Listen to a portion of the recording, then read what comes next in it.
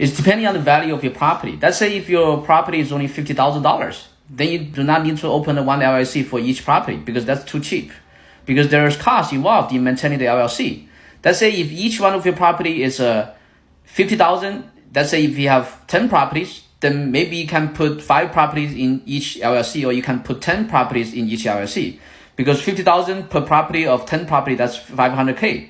So you can put them all in one property.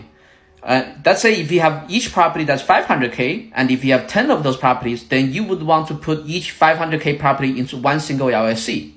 And then on top, so then now you have 10 LLCs, right? And then you can put all these 10 LLC on another LLC on top. So the LLC basically will own all the 10 LLCs that each has a 500K property. And another thing you want to do is you want to open a corporation that serves as a management company. That's going to be managing all these 10 properties. So basically you will not be the manager. So the corporation will be a separate corporation, will be the manager for all these 10 properties. This way you will be further away from the property because you have less of a direct interaction with the property. So this is going to help you to get more protection and give you much a more separation from the property you own.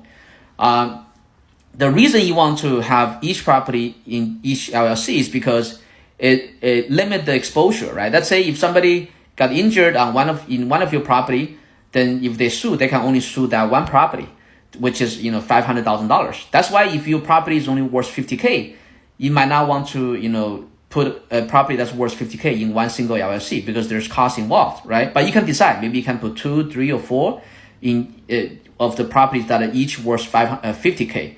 How many you're gonna put in a LLC and how much value you're gonna put in each LLC is your call. You just need to think about what's the risk, how much do I want to avoid being to make sure that my assets are safe.